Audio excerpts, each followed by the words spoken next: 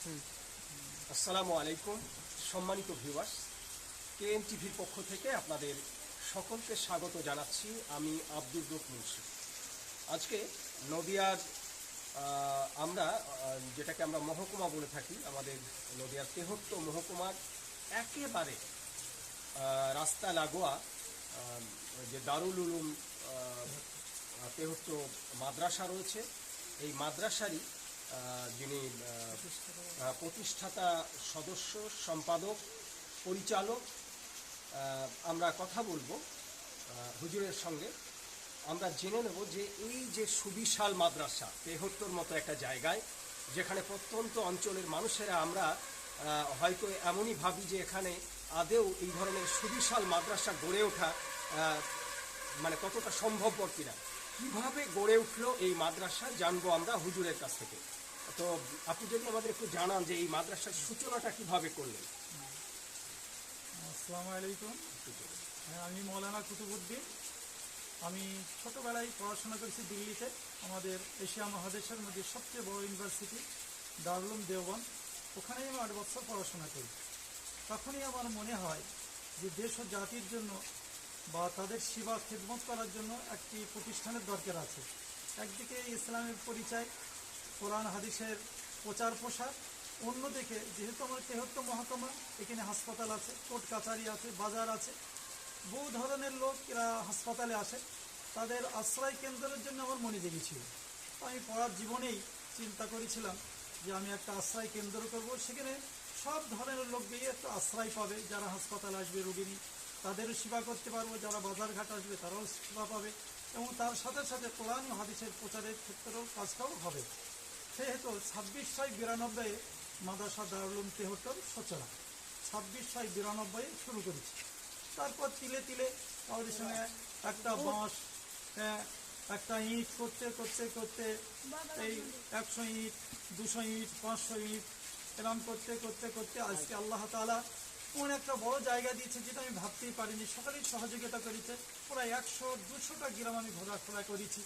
সেখানে 1 টাকা থেকে নিয়ে 2 টাকা, 5 টাকা, 10 টাকা, 20 টাকা করে তুলে একটা এই জায়গাগুলো কিনতে পেরেছি। তো এখানে আমার হিন্দু ভাইরা আমাকে বিরাট সহযোগিতা করেছে। তাদের সঙ্গে প্রায় আমি 2 থেকে আড়াই বিঘে জমি কিনতে পেরেছি।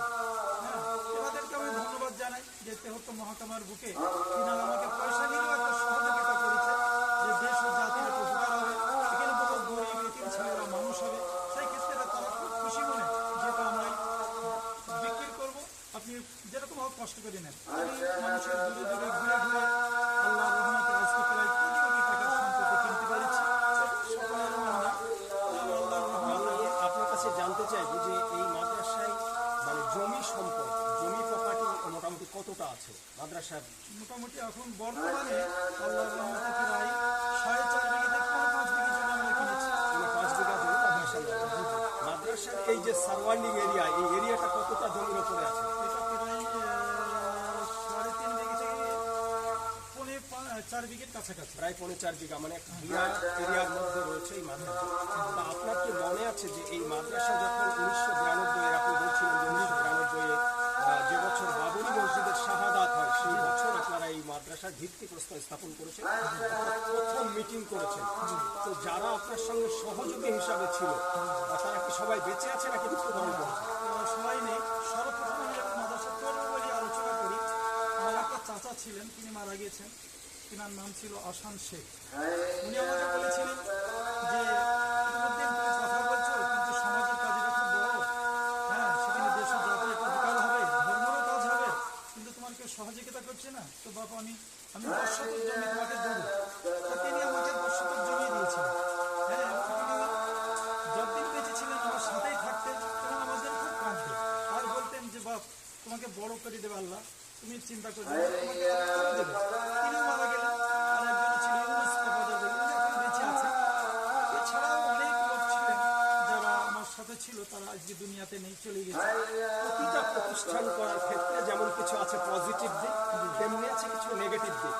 তো কখনো কি আঘাতের সম্মুখীন হয়েছেন? মানে প্রতিবেশী দ্বারা, এলাকার মানুষ দ্বারা অনেক সময় যেমন সহযোগিতার মানুষও থাকে, আবার বিরোধিতা করার মানুষও থাকে। তো তেমন আঘাত পেয়েছেন মনে হচ্ছে? জায়গাটা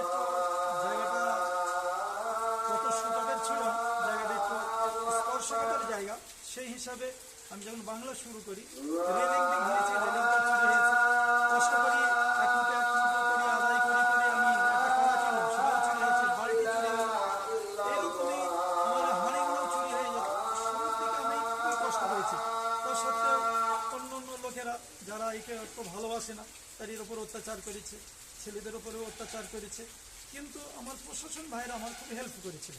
যখনই কোনো কেউ আমার জাতি হোক বিজাতি হোক যারাই আমার উপর অত্যাচার করেছে, আমি যখনই দ্বারস্থ হয়েছি প্রশাসন ভাইয়ের কাছে, তারা আমাকে পূর্ণ মানে সহযোগিতা করেছেন।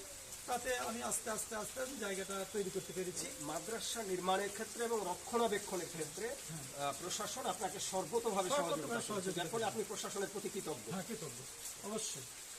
তো এই মাদ্রাসা আপনি শুরু করেছিলেন কোন ক্লাস থেকে বর্তমানে কোন ক্লাস পর্যন্ত? আমি প্রথমেই আরবি লাইন হয়েছে নুরানি কায়দা থেকে শুরু করি কাফিয়া পর্যন্ত, আর বাংলা 1 থেকে নিয়ে এবং 8 পর্যন্ত এখন রানি। আল্লাহর রহমতে প্রায় 200-র উপরে ছাত্র আছে। প্যারালাল ভাবে এই আরবি এবং বাংলার যে সমন্বয়, সেটা করতে কি আপনাকে বেগ পেতে হয়েছে? ব্যক্তি কেটেই হয়েছে এবং একটু কষ্ট এখনও হয়। পূর্ণ আরবি সাবজেক্টগুলো পড়িয়ে বাংলা ইংরাজি ইতিহাসগুলো পড়াতে একটু কষ্ট হয়, ছাত্রদের জন্যও কষ্ট হয়। ছাত্ররাও নিতে পারে না, আমরাও দিতে পারি না। সেই হেতু বাংলাটা আমরা অল্প রেখেছি। আপনার বাংলা, অঙ্ক, ইংরাজি এইটা 3টি সাবজেক্ট আমরা বেশি করে পড়ানোর চেষ্টা করি, আর আরবি সাবজেক্টটা পড়াই আমরা, সেটা পড়াই। হ্যাঁ, দোয়া করবেন আল্লাহ যেন প্রতিষ্ঠানকে আগে নিয়ে যায়। আমাদের আপনার মাদ্রাসার নামটা বলবেন? মাদ্রাসা দারুল উলুম তেহট্ট, এইটাই নাম। আর আমার ভবিষ্যতে একটা চিন্তা আছে যে আমি চাই যেখান থেকে যেন আমি একটা মিনি হাসপাতাল করে সমাজের খেদমত করতে পারি, এবং ভবিষ্যতে যেন একটা ইংলিশ মিডিয়াম করতে পারি, এবং স্বাস্থ্য কেন্দ্রও একটা খুলতে পারি। এটা আমার ভবিষ্যতের চেষ্টা আর কি। এবং কম্পিউটার শিক্ষার জন্য ব্যবস্থা নিতে পারি, ইংলিশ মিডিয়ামের চিন্তা নিতে পারি, এটা আমার ভবিষ্যতের চিন্তা আছে।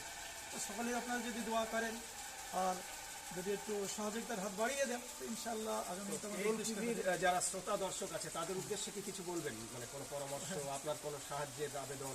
অবশ্যই আমার তো আবেদন সকলের সহযোগিতা নিয়ে এই প্রতিষ্ঠান যে যেরকম পারবেন অবশ্যই সহযোগিতা করলে তাদের হাজারো শত ধন্যবাদ। সম্মানিত শ্রোতা ও দর্শক, আপনার নামটা যদি একবার বলতেন। জি, আমার নাম মৌলানা কুতুবুদ্দিন শেখ।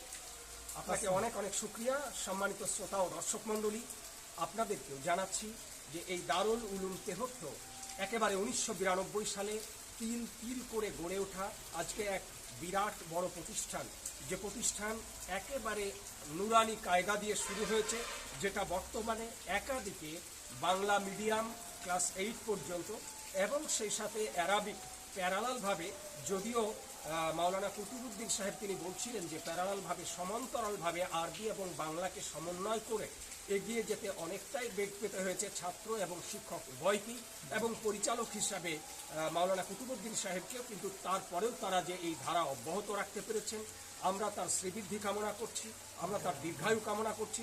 সেই সাথে আপনাদের কাছে উদাত্ত আহ্বান জানাবো, যারা আপনারা মাদ্রাসার কাজে সহযোগিতার হাত বাড়িয়ে থাকেন, আপনারা অবশ্যই একেবারে তেহট্ট PWD মোড় থেকে বাঁ সাইডে রাস্তার একটু PWD মোড়ের আগে এই যে মাদ্রাসা, আপনারা এসে দেখে যেতে পারেন। আপনারা যারা দান খয়রাত করে থাকেন, আপনারা এসে এখানে সরাসরি মাদ্রাসায় দান খয়রাত করতে পারেন, অথবা এই ভিডিওর লিঙ্কে দেওয়া থাকবে এই মাদ্রাসার ফোনপে এবং ব্যাংক অ্যাকাউন্ট নাম্বার, আপনারা সেখানেও সহযোগিতা করতে পারেন। আপনাদের সকলকে ধন্যবাদ জানিয়ে এখানেই শেষ করছি। আসসালামু আলাইকুম।